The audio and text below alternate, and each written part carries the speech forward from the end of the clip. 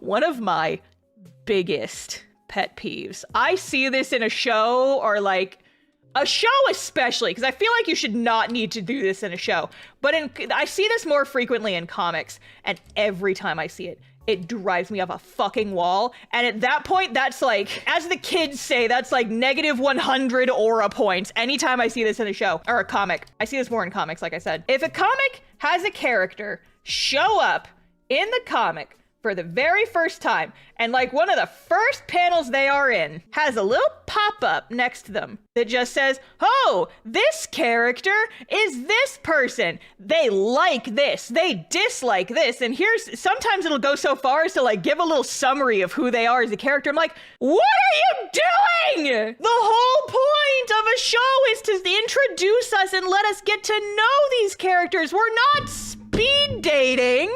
I don't need to know your whole fucking backstory.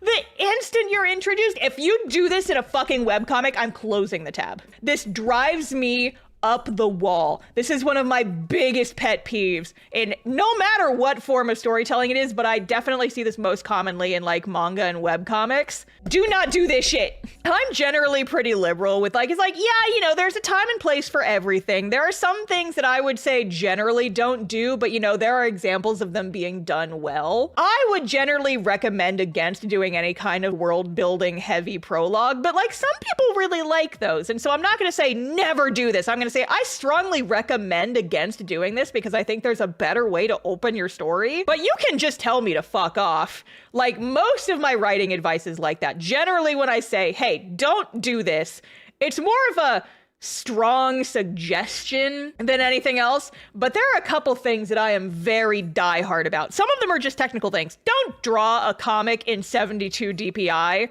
Unless you draw it like huge. My first comic, I was able to get away with 72 DPI because I drew them like 6 times the size they needed to be when printed. That was the only reason it worked out. But yeah, you know, nowadays I just do like 300 DPI and it saves the trouble, right? It accomplishes the same thing, but it's, you know, I don't have to worry about like altering the file when it goes to print, right? It's just a little easier. I just like have gotten to the point where I like always draw in 300 DPI. Because if I do end up liking a piece and I want to print it, it just makes things easier. So yeah, like never draw in 72 DPI is just kind of like a standard one. This is another. If you do this, I'm fighting you behind the Denny's.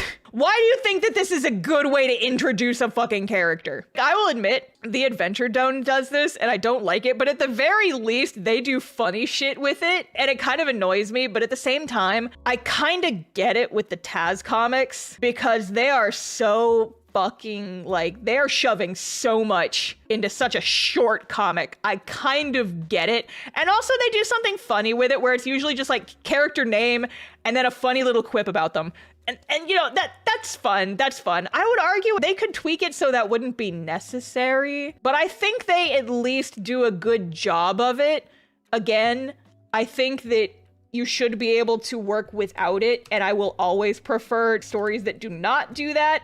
But if you're gonna do it, make it funny or interesting. Comic writer Greg Pak does it all the time with his author character Amadeus Cho. Look, he's smart. Look how smart he is. Yeah, like if you're using it for comedy, then that's one thing. But just like using that to genuinely introduce a character drives me up the fucking wall. One of my biggest pet peeves that I should have put in the pet peeves video and I didn't because I didn't think about it. Maybe I'll do a sequel in the future, because that video did perform very well. My favorite thing about that video, it's like, you know, you look at it and you think, oh, it's just some YouTuber being negative. Oh, everybody loves really negative YouTube videos. And so that video got a lot of views, but also that video has, out of anything I've posted, that video has the most comments that say, hey, Star, this made me start sobbing at the end.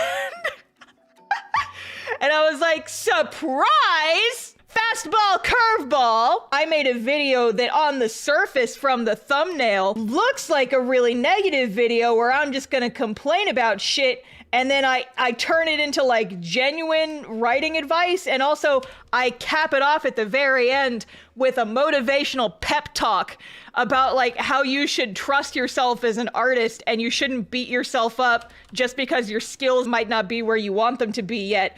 And just like went on like this emotional little TED talk about just like, hey, it's okay if you're not where you want to be, but like don't trash yourself, you know? And I have apparently made several people cry with that video because it's just like, I feel like that's just something that people need to hear. It's like giving a dog a treat by wrapping the pill in like bacon. I may have made this look like a delectably clickbaity video where an artist rants about her professional artist pet peeves, but then surprise! Motivational pep talk at the end of the video. It's my favorite shit to do. I never want to turn into one of those YouTubers where I just like make a bunch of angry videos. It's like, I might make a video talking about stuff I don't like, but you bet your ass I'm gonna weave in a nice message at the end. Because the world is too filled with bullshit and we want to bring some good shit into it. Yippee-ki-yay. Whoa, motivational pep talk be upon ye.